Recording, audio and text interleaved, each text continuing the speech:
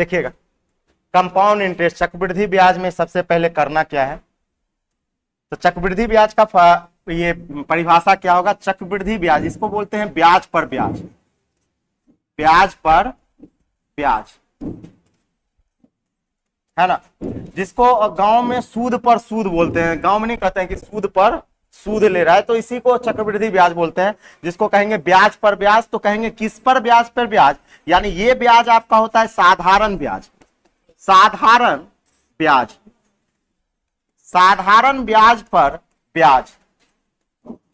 अगर आपके पास साधारण ब्याज पर अगर ब्याज लगना चालू हो जाए तो उसी ब्याज को क्या कहा जाता है, चक्रवृद्धि ब्याज कहा जाता है, साधारण ब्याज पर ब्याज। तो इस बात को लिख लीजिए, तो साधारण ब्याज पर ब्याज चक्रवृद्धि ब्याज कहलाएगा, क्या छोटे, है ना, लिख लीजिए।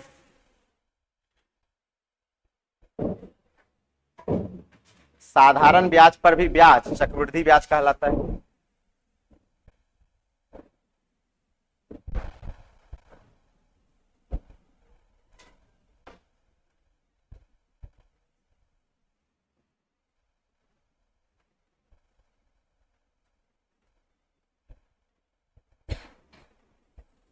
अब देखिए, इसमें आप थोड़ा सा सबसे पहले बेसिक निकालने के लिए सीखते हैं कि बेसिक से किस तरह से निकाले। बेसिक, सबसे पहले बेसिक समझिए, कुछ बेसिक बात।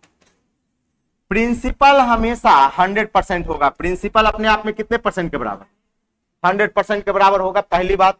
दूसरा, यहां पे आपको जो है ना फटाफट रेट कैलकुलेट करने आना चाहिए। जैसे अगर हम बात करें कि आपके पास प्रिंसिपल अमाउंट अगर 3000 रुपया है, 3000 रुपया, और हमें कैलकुलेट करना है 20%, हमें कैलकुलेट करना है 20% या हमें कैलकुलेट करना है 12%, हमें क्या कैलकुलेट करना है 12%। तो आपको दिमाग में ये तुरंत क्लिक करना चाहिए कि 10% 300, 1% 30, तो 2% 60, तब 12% 360 हो जाएगा। इस तरह से आपको निकालने के लिए सबसे पहले आना चाहिए।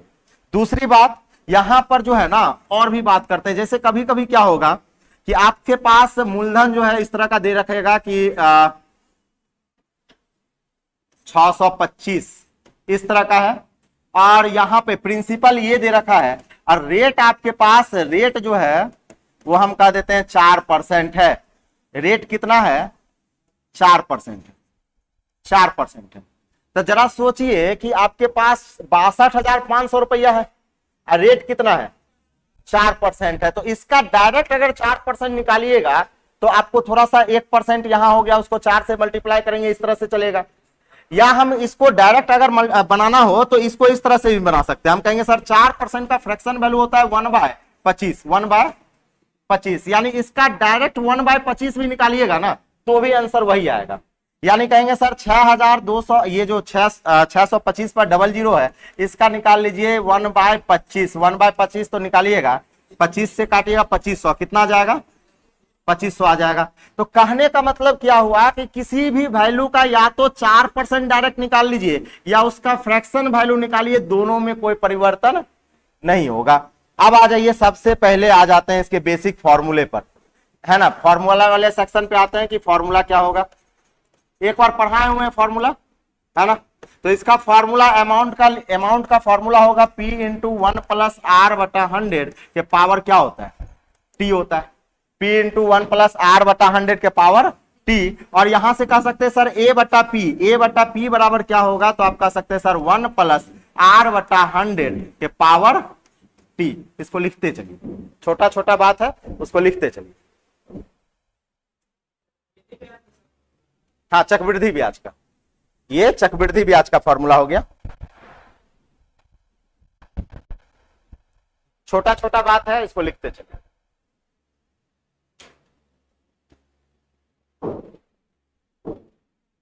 अच्छा, ए क्या होगा, मिश्रधन, ए क्या हो गया मिश्रधन, P हो गया मूलधन, R हो गया दर, T हो गया समय, T हो गया समय।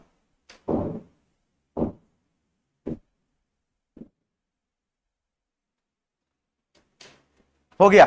अब क्या होता है कि अगर हम इसको x माने, इस वाले टर्म को अगर x मान ले, तो आप कह सकते हैं कि सर a बटा p बराबर जो होगा वो आपके पास x के पावर टी होगा। ये बहुत काम का चीज है कि ए बट्टा पी जो होगा वो एक्स के पावर क्या हो जाएगा, टी हो जाएगा। ए बट्टा पी बराबर एक्स के पावर टी हो जाएगा। इसको भी लिख लीजिए फॉर्मूला। जहां पे x बराबर क्या हो गया, जहां पे x बराबर जो है वो 1 प्लस आर बट्टा 100 है। x बराबर 1 प्लस आर बट्टा 100 हो गया। x बराबर 1 प्लस आर बट्टा 100 हो गया।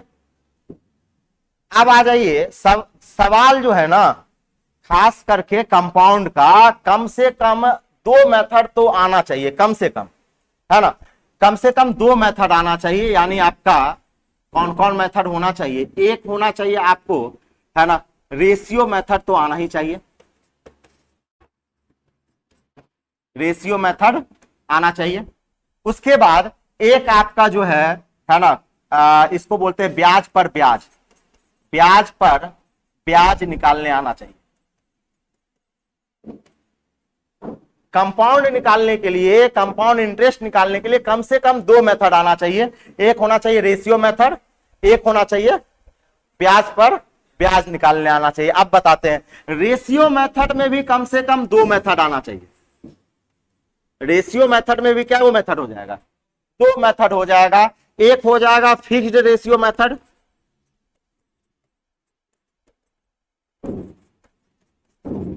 एक हो जाएगा फिक्स्ड रेशियो मेथड, और एक हो जाएगा मिश्रधन और या हम कह सकते हैं प्रिंसिपल और अमाउंट का रेशियो, प्रिंसिपल और अमाउंट रेशियो मेथड। ठीक है, यहां पे आपको कम से कम 2 मेथड आना चाहिए। एक तो fix ratio method, fix ratio method क्या होता है आपको याद होगा, 2:1, 3 साल का क्या होता है 3:1, 4 साल का 4:6, 4:1, 4:6, 4:1, इस तरह का एक और बताए थे। तो इसको बोलते हैं फिक्स रेशियो मेथड। कहने का मतलब ये आपका रेशियो कभी बदलता नहीं है, तो इसको बोलेंगे फिक्स रेशियो मेथड। ये मेथड आना चाहिए। दूसरा आपका मूलधन और मिश्रधन वाला मेथड, मूलधन और मिश्रधन का मेथड, और ये आपका ब्याज का ब्याज हुआ, ये भी आना चाहिए। तो इस तीनों को लिखिए, तो पहले लिखते चलिए।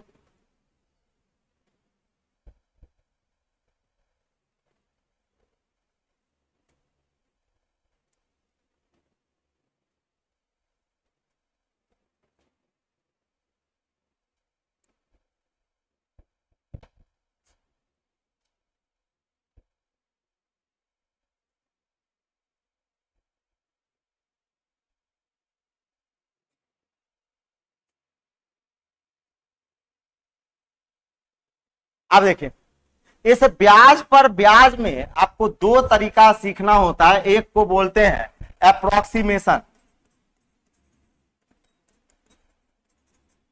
अप्रोक्सीमेशन, और दूसरे को बोलते हैं परसेंटेज, है ना। ब्याज के ब्याज पर भी अप्रोक्सीमेशन होता है और परसेंटेज होता है। ये दोनों तरीका पता होना चाहिए।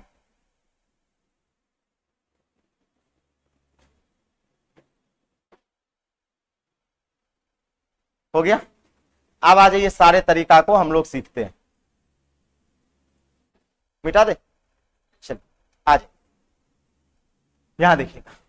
अब आ जाइए, सबसे पहला फर्स्ट मेथड जो हम लोग सीखने वाले हैं, फर्स्ट मेथड वो हम लोग सीखने वाले हैं प्रिंसिपल और अमाउंट के रेशियो पर, प्रिंसिपल और अमाउंट के रेशियो पर। हमेशा ध्यान रखिएगा, साधारण ब्याज का जब सवाल बनाएंगे रेशियो मेथड से, जब साधारण ब्याज का सवाल रेशियो मेथड से बनाते हैं तो वहां पर मूलधन और ब्याज का रेशियो लिखा जाता है।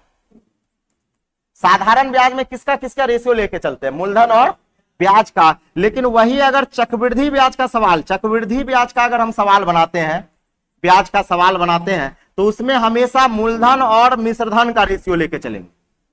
साधारण ब्याज के सवाल को अगर रेशियो मेथड से बनाए तो मूलधन और ब्याज का रेशियो लेके चलते हैं, तो चक्रवृद्धि ब्याज में मूलधन और किसका, मिश्रधन का। अब सवाल कैसे बनेगा, सवाल इस तरह से आएगा कि अगर हम आपसे कह दें, अगर हम आपसे ये कह दें कि मेरे पास जो प्रिंसिपल है वो प्रिंसिपल 8,000 है, प्रिंसिपल क्या है, या हम ऐसा कह दें कि सर 8800 है, 8800 प्रिंसिपल है, 8800 क्या है, प्रिंसिपल है। और नहीं तो थोड़ा सा प्रिंसिपल चेंज कर देते हैं।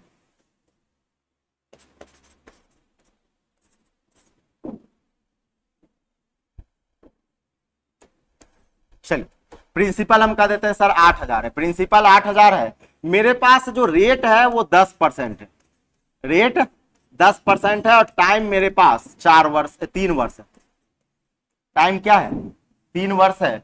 तो हमें निकालना है इसका मिश्र धन, हमें क्या निकालना है, मिश्र धन निकालना है। तो इसमें बेसिक फॉर्मूला भी आप लगा के बना सकते हैं, ए बराबर पी इंटू 1 प्लस आर बट्टा 100 के पावर टी, ए बराबर पी इंटू 1 प्लस आर बटा 100 के पावर टी। अब बात करते हैं सर ए मूलधन क्या है 8,000 है, इंटू 1 प्लस आर की जगह क्या रखेंगे 10 बटा 100 के पावर टी की जगह क्या रखेंगे 3 रखेंगे। इसको कैलकुलेट करेंगे यहां से तो आपके सर ये 8,000 हो जाएगा और ये हो जाएगा आपके पास 1331 बट्टा क्या हो जाएगा 1,000 यहां से काट लेंगे और ये 8 को 1331 से मल्टीप्लाई कर देंगे तो ये मिश्र धन आ जाएगा, ये क्या आ जाएगा मिश्र धन आ जाएगा। तो यहां पर क्या है कि आप फॉर्मूला का भी यूज कर सकते हैं। तो फॉर्मूले में आप क्या देख रहे होंगे कि अगर इस पी को बट्टा में ले आया जाए तो ए बट्टा पी आएगा, फॉर्मूले में क्या आएगा ए बट्टा पी आएगा। यानी अगर रेशियो मेथड से यहां देखिएगा कंपाउंड है उड़ जाएगा, अगर ये समझ में नहीं आया ना तो कंपाउंड है, कंपाउंड जल्दी किसी को समझ में नहीं आता है। आ जाइए यहां देखिएगा कंपाउंड है ना, कंपाउंड को समझिए। तो यहां पर जब भी हमें मूलधन मिश्रधन का, अरे क्या गप यार है, इधर देखो यहां मूलधन मिश्रधन का जो रेशियो कहेंगे सर 1/10 होगा, तो यहां पे मूलधन क्या होगा 10 होगा और ये एक क्या है आपका ब्याज है, एसआई है, सही बात है, ये आपका साधारण ब्याज है, ये एक क्या है साधारण ब्याज है। तो हम कहेंगे सर मूलधन मेरे पास 10 होगा तो मिश्रधन हो जाएगा 11। ये समझना बहुत जरूरी है कि मूलधन मेरे पास, अच्छा यहां मूलधन और मिश्रधन का हमेशा रेशियो चलेगा, मूलधन और ब्याज का नहीं, मूलधन और मिश्रधन का। तो कहेंगे सर मूलधन 10 होगा तो मिश्रधन क्या हो जाएगा 11 हो जाएगा और जितना टाइम हो उतना पावर लगा देना है, उतना पावर लगा देना। यानी हम कहेंगे सर मेरे पास मूलधन 1,000 होगा तो मिश्रधन 1331 होगा। मूलधन अगर 1,000 होगा तो मिश्रधन कितना हो जाएगा 1331। तो हम कहेंगे सर यहां से ब्याज के रूप में हमें कितना मिलेगा, तो यहां यानी यहां पे कंपाउंड इंटरेस्ट आपको मिलेगा 331। तो ये रेशियो आपको निकालने आना चाहिए, ये रेशियो निकालने आना चाहिए। तो आप कहेगा सर इस मेथड का यूज कब करेंगे, इस मेथड का यूज हमेशा कीजिएगा जहां पे मिश्रधन दिया हो, मिश्रधन दिया हो। अब मूलधन अगर पूछ ले, अगर मिश्रधन दिया हो, अब क्या पूछ ले मूलधन, कैमरा ऑफ हो गया, प्रिंस को कॉल कीजिए, प्रिंस को थोड़ा सा,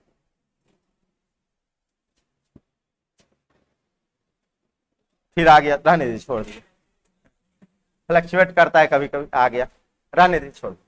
अगर हम कह दे कि मिश्रधन आपको दिया हो, इस मेथड का यूज हम तब करेंगे जब मिश्रधन दिया हो, मिश्रधन आपका दिया हो और क्या पूछ ले मूलधन पूछ ले, तो किस मेथड का यूज करेंगे, तो कहेंगे मूलधन और मिश्रधन का।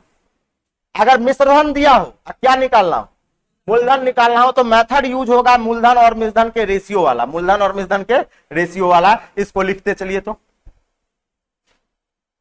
क्योंकि यहां पर क्या है कि आपको सवाल को देख के मेथड डिसाइड करना पड़ेगा, है ना, सवाल को देखने के बाद कौन सा मेथड लगाएंगे वो डिसाइड करना पड़ेगा। तो यहां पे अगर मिश्रधन दिया हो, मूलधन पूछा हो, तो रेशियो मेथड डिसाइड करेंगे और कहेंगे सर मूलधन और मिश्रधन का रेशियो लेकर चलेंगे।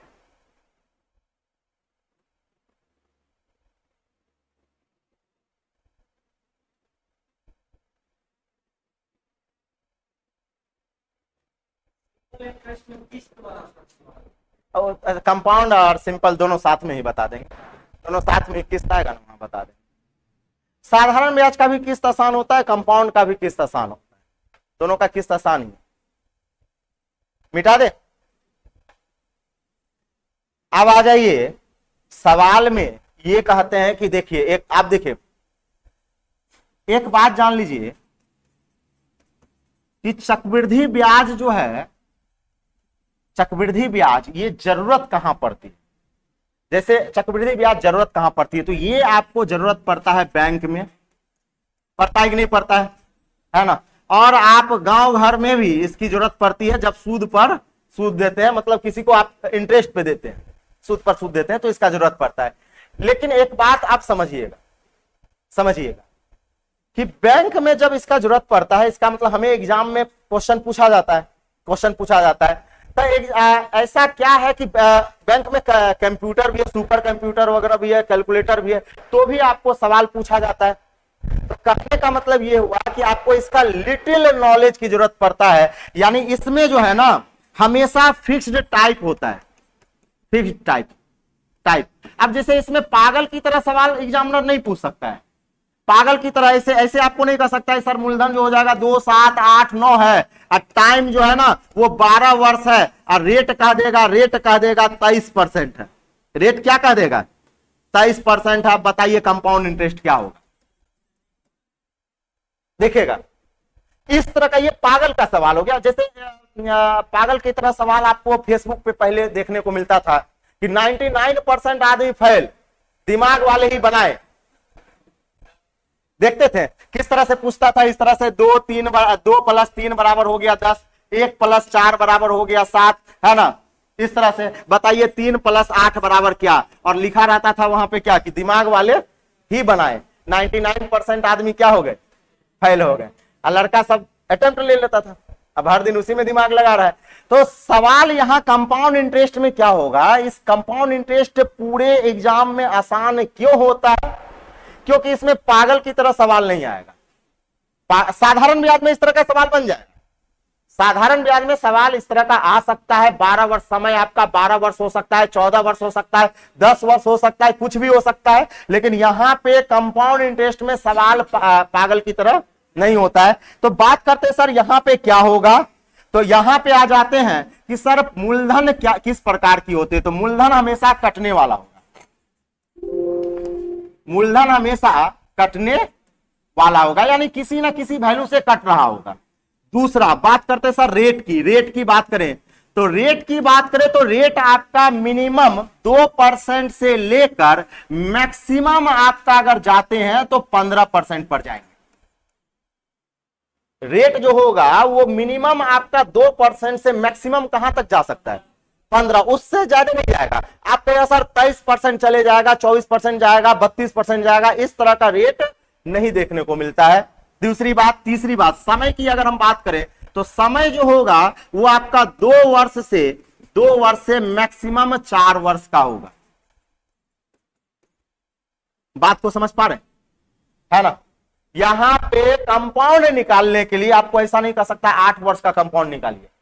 साधारण ब्याज में 8 वर्ष का साधारण ब्याज होता है ना, 10 वर्ष का साधारण ब्याज हो सकता है, लेकिन यहां पर कंपाउंड इंटरेस्ट में जो समय होगा वो मिनिमम कितने वर्ष का होगा 2 वर्ष, मैक्सिमम कितना वर्ष जा सकता है 4 वर्ष। यानी आपको 3 साल का तो ब्याज निकालने के लिए सीखना है, 2 साल, 3 साल और 4 साल का। इसको निकालने के लिए सीख जाइए, पूरा कंपाउंड आपके हाथ में है, कहीं से भी आप सवाल आएगा बना लीजिएगा।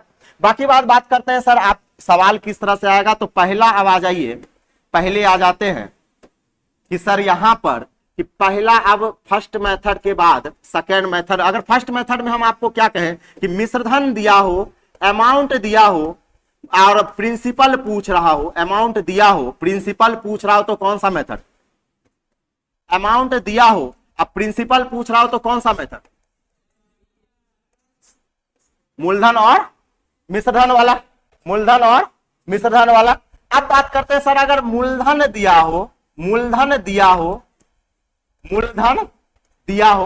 और हमें मिश्रधन या कंपाउंड इंटरेस्ट पूछ रहा हो तो क्या करना है, इस पर बात करते हैं कि अगर मूलधन दिया हो और मिश्रधन या क्या पूछ ले, कंपाउंड इंटरेस्ट पूछ ले तो क्या करना है। तो इसमें सबसे बढ़िया मेथड होता है ब्याज पर ब्याज, ब्याज पर ब्याज या आपका फिक्स रेशियो, या आपका क्या होगा फिक्स्ड रेशियो मेथड। देखिए 1-2 बार में समझ में नहीं आएगा, धीरे धीरे क्लियर होगा। यानी हम कहेंगे सर अगर मिश्रधन दिया हो, मूलधन निकालना हो तो मूलधन और मिश्रधन का रेशियो, और अगर मूलधन दिया हो, मिश्रधन या कंपाउंड निकालना हो तो ब्याज पर ब्याज चलेंगे या फिक्स्ड रेशियो मेथड चलेंगे। अब आ जाइए, सबसे पहला जो इंपॉर्टेंट है वो ब्याज पर ब्याज, ब्याज पर ब्याज, ब्याज पर ब्याज कैसे निकालते हैं देखिएगा। अगर हम कह दें सर मूलधन मेरे पास 8,000 है, 8,000 है, रेट जो है वो मेरा 5% है, 5% है, और टाइम मेरे पास 2 वर्ष है। टाइम क्या है? 2 वर्ष है। चलिए ब्याज का ब्याज निकालेंगे। ब्याज का ब्याज किस तरह से निकालना है? टाइम 2 वर्ष है तो पहले साल और दूसरे साल इस तरह से लिख लेना है, पहला साल और दूसरा साल यहां लिख लेना है। रेट कितना है आपका? 5%, तो यहां भी 5% लिख लीजिए और यहां भी 5% लिख लीजिए। आराम से इसको समझिएगा। अब कहेंगे सर 8,000 पे 5%, 8,000 का 5%, तो क्या हो जाएगा? 8,000 का 5%, 400। 8,000 का 5% क्या आ गया? 400। अच्छा, ये जो 400 जो लिखे हैं वो कौन सा 5% है? ये वाला, ये वाला, ये वाला, ये वाला, ये वाला। अगर यहां पे, यहां समझिएगा, यहां पे, यहां देखिएगा, अगर यहां पे 6% होता, यहां पर 6% होता तो इस 8,000 का 6% निकाल। बात समझ रहे? जिस साल का ब्याज निकालेंगे उसी साल का रेट लेंगे। या अगर हम मान लेते हैं यहां पर, अगर मान लेते हैं कि अगर यहां पर हम क्या कह दिए, सवाल को समझिएगा, हम ये कह दिए कि सर मेरे पास रेट 5% का है, इसका मतलब दोनों साल के लिए 5% का रेट है, तो पहले साल का भी रेट क्या है? 5% और दूसरे साल का भी रेट 5% ही है। तो कहेंगे सर 8,000 का 5% कितना होगा? तो 400। अब हम यहां पे फिर ब्याज का ब्याज निकालेंगे तो इस 8,000 का फिर 5% क्या होगा? 400।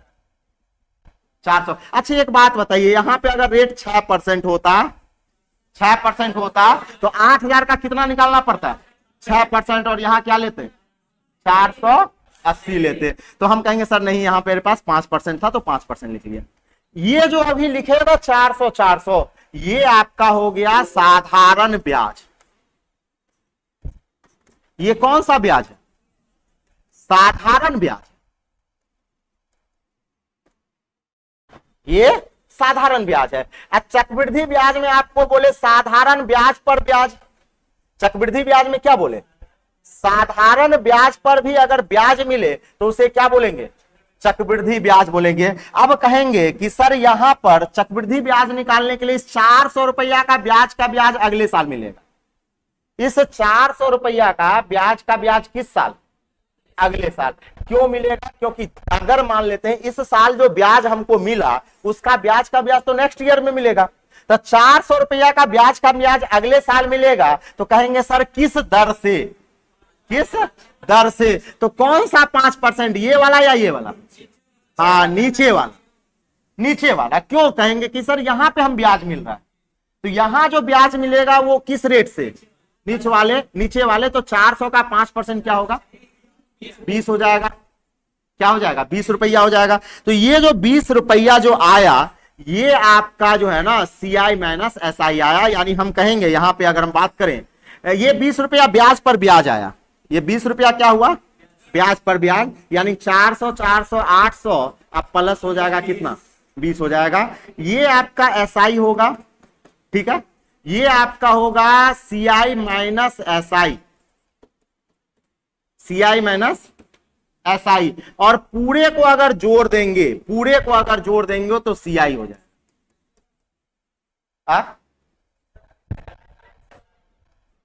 इस CI माइनस SI कैसे हुआ?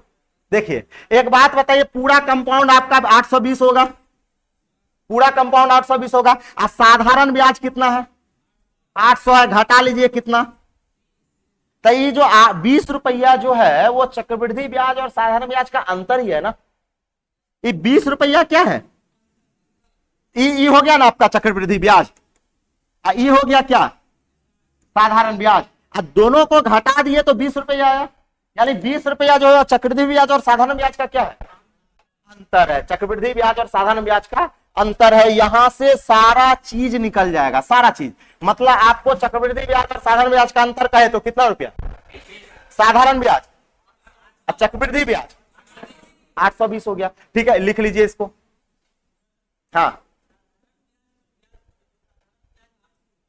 हाँ, अच्छा उस पे समझा देते हैं, उसको समझा देते हैं कि 800 पर क्यों नहीं लगा और 800 पर कब लगेगा, पहले लिख लीजिए इसको।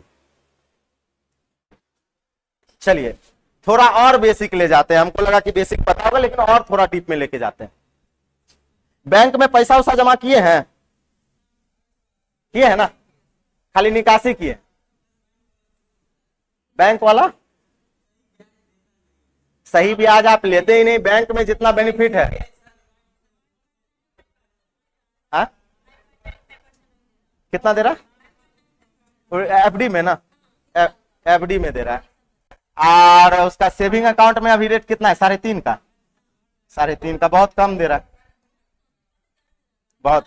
कांग्रेस के सरकार में एफडी में मिलता था 8% और आपका जो है ये नॉर्मल अकाउंट में 4% का रेट था। अभी तो आपका बहुत स्थिति खराब। हाँ हाँ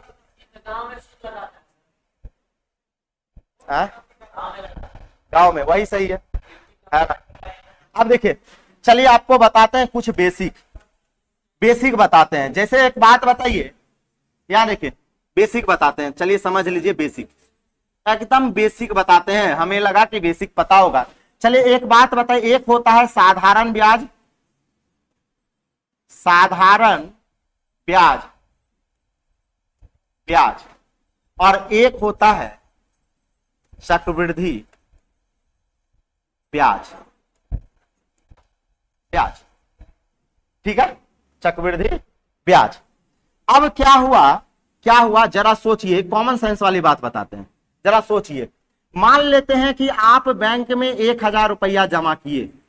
कितना रुपया जमा किए? 1000 रुपया जमा किए, और आप जो है ना बैंक वाला से पूछें कि ये बताइए सर कि रेट कितने को मिलेगा, तो बैंक वाला ये कहा कि 8% का रेट मिलेगा या 10% का रेट मिलेगा। कितने का रेट मिलेगा?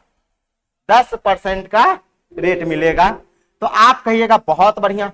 आप क्या कीजिएगा कि 1000 रुपया बैंक में जमा किए, तो आप यहां सोचिए, जरा सोचिएगा, यहां देखिएगा साधारण ब्याज पे हम कौन सा केस लेके चल रहे हैं? साधारण ब्याज का। हम कहेंगे कि सर मान लेते हैं कि हम 2001 में, या अभी 2022 चल रहा है ना, तो मान लेते हैं सर 2022 के जनवरी में हम पैसा जमा किए 1000 रुपया। 2022 के जनवरी में पैसा कितना जमा किए? 1000 रुपया। हम जाएंगे 2000, हम क्या करते हैं कि 2022 के ही 31 दिसंबर को जाएंगे, बैंक जाते हैं 31 दिसंबर को जाते हैं। तो ये बताइए क्या साल पूरा? एक साल पूरा। तो एक साल में 10% का रेट है, यानी आप कहिएगा सर एक साल में 1000 पे कितना का ब्याज देगा? 10% यानी कितना रुपया हुआ? 100 रुपया। 1000 का 10% कितना होगा? तो 100 रुपया ब्याज देगा। तो आप कहिएगा सर बैंक वाला आपको कितना दे देगा? 1100 रुपया देगा। 1100 रुपया देगा।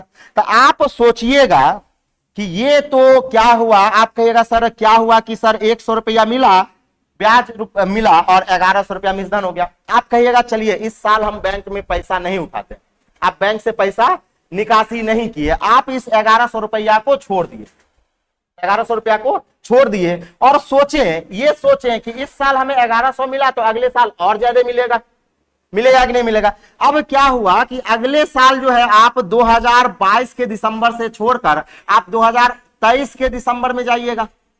2023 के 31 दिसंबर को आप बैंक गए, फिर कितना साल बीत गया? एक साल बीता। तो एक साल में जो आपको रेट मिलेगा वो कितना मिलेगा? 10% मिलेगा। तो 10% जो मिलेगा, ये 10% कितने रुपया पर मिलेगा?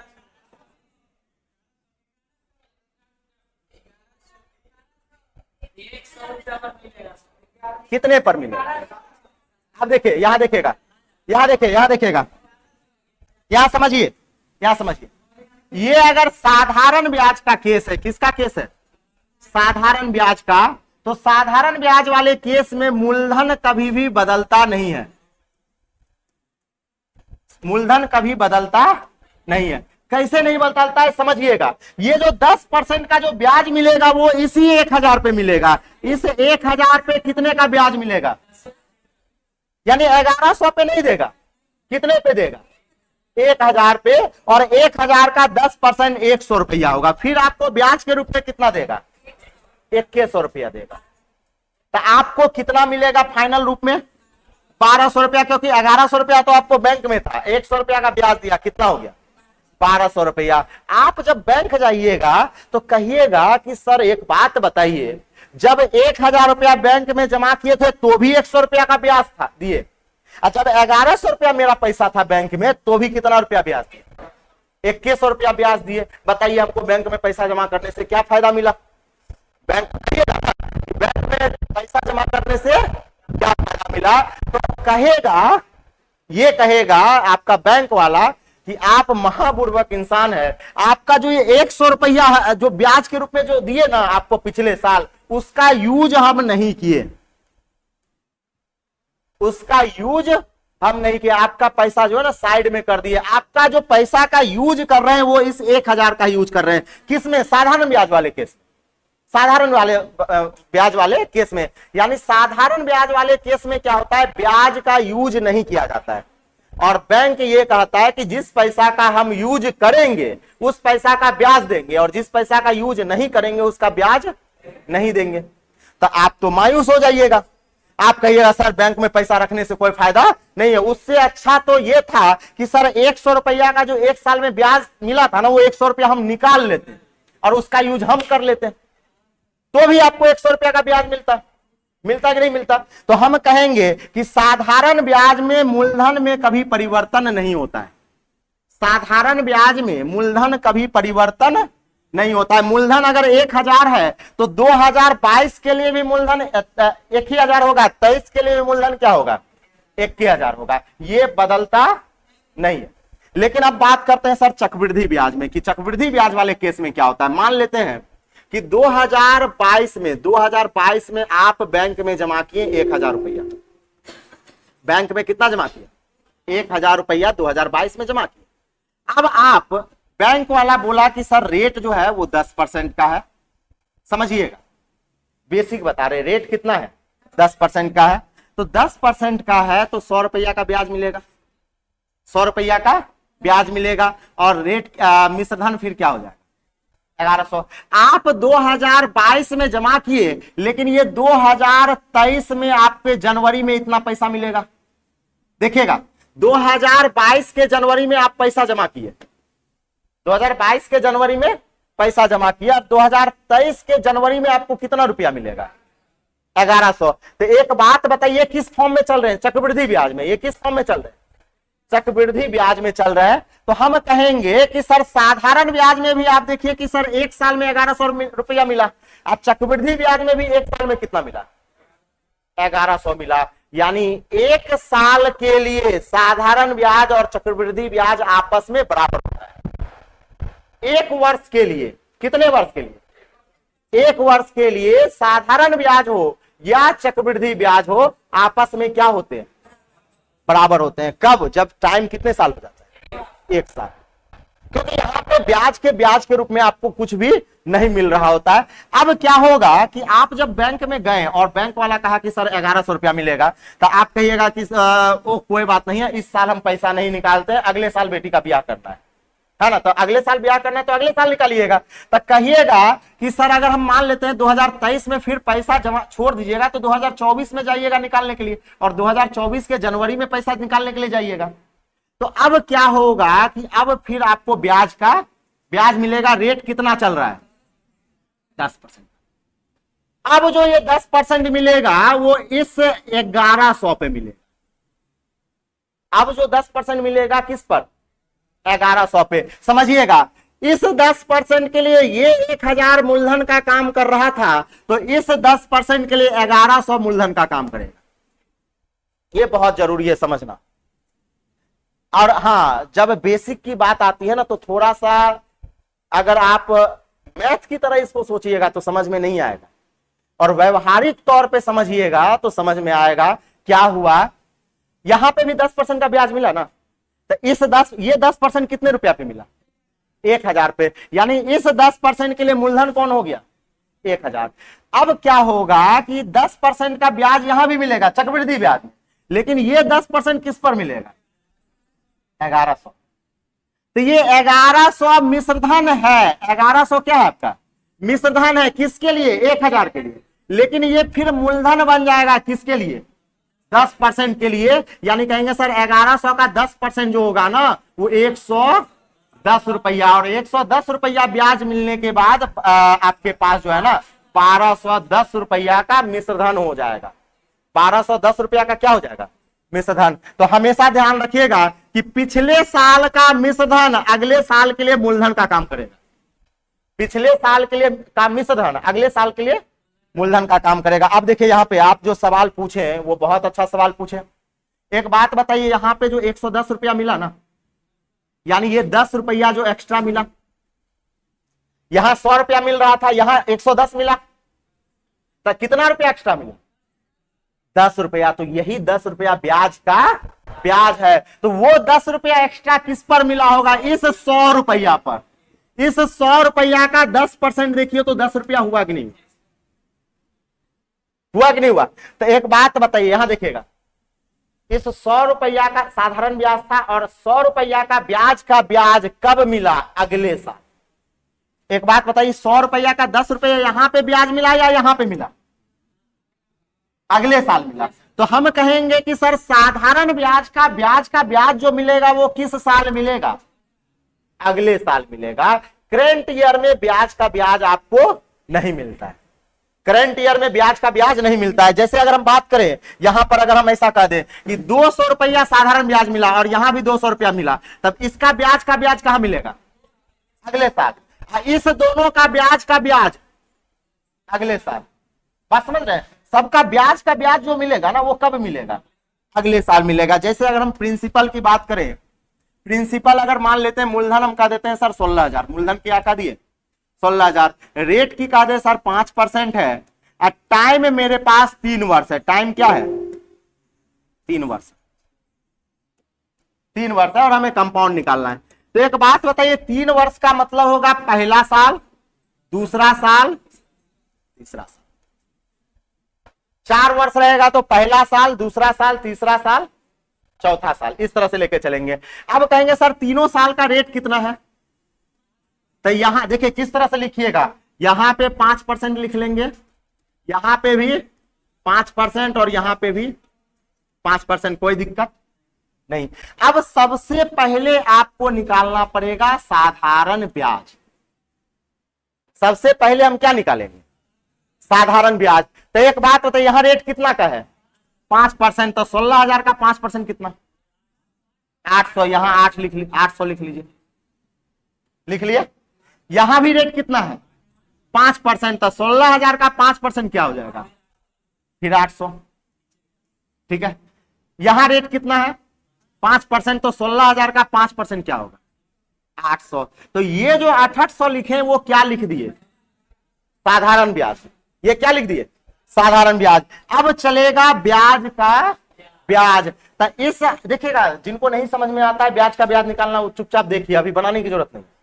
ब्याज का ब्याज कैसे निकालेंगे, हम कहेंगे सर इस 800 रुपया का ब्याज यहां मिलेगा, 800 रुपया का ब्याज यहां मिलेगा। तो 800 रुपया का ब्याज यहां मिला किस दर से, ये वाला 5 या ये वाला 5, ये वाला 5 से मिलेगा। तो कितना मिल जाएगा 40 रुपया, कितना मिल गया 40 रुपया। अब आ जाइए, यहां पे भी ब्याज का ब्याज आएगा, यहां पे भी ब्याज का ब्याज आएगा, लेकिन पिछले साल का, लेकिन पिछले साल का। तब पिछला, इससे पिछला साल तो ये दोनों मिलकर हो गया ना।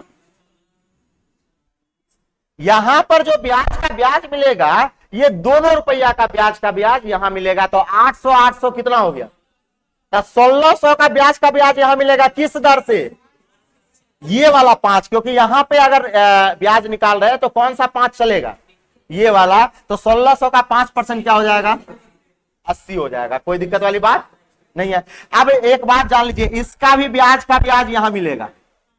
इस 40 रुपया का ब्याज मिला नहीं मिला, इसका ब्याज का ब्याज कहां मिलेगा यहां मिलेगा। यानी कहेंगे सर किस रेट से, ये वाला 5% की रेट से था। 40 का 5% क्या हो जाएगा?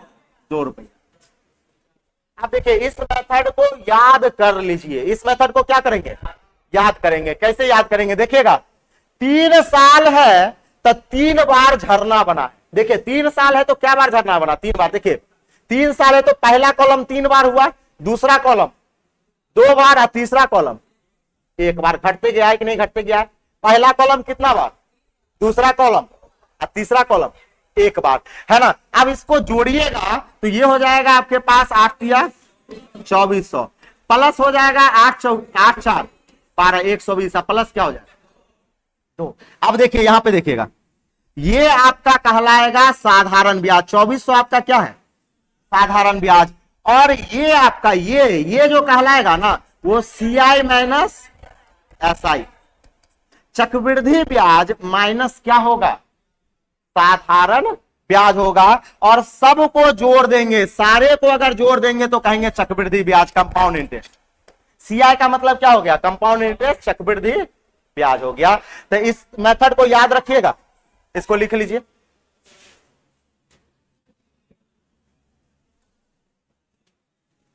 याद हुआ ये मेथड? लिख लीजिए इसको। इसमें आपको ये एक बार बता दिए थे कि पहले साल क्या होता है, दूसरा साल क्या होता है, तीसरा क्या होता है, 3 वर्ष क्या होता है ना।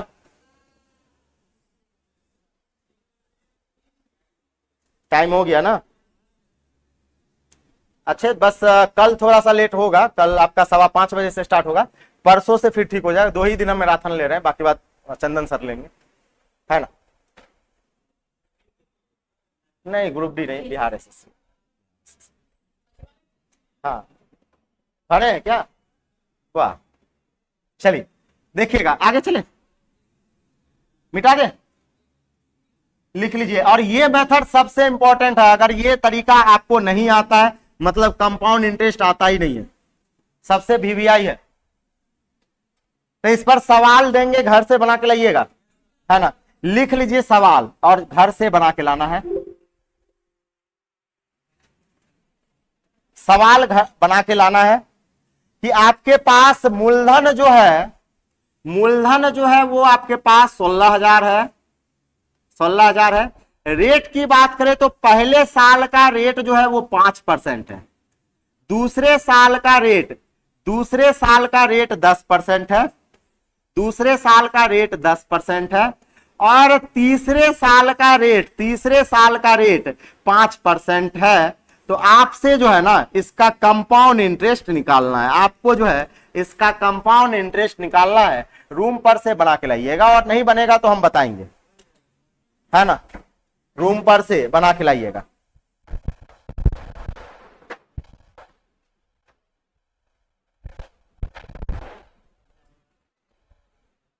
अभी तो कुछ नहीं हुआ कंपाउंड में। देखिए 2-3 दिन कंपाउंड में दिक्कत महसूस होगा, 2-3 क्लास कंपाउंड में दिक्कत महसूस होगा, उसके बाद आपको समझ में आएगा कि कंपाउंड बनता कैसे, है ना। अभी समझ में नहीं आएगा,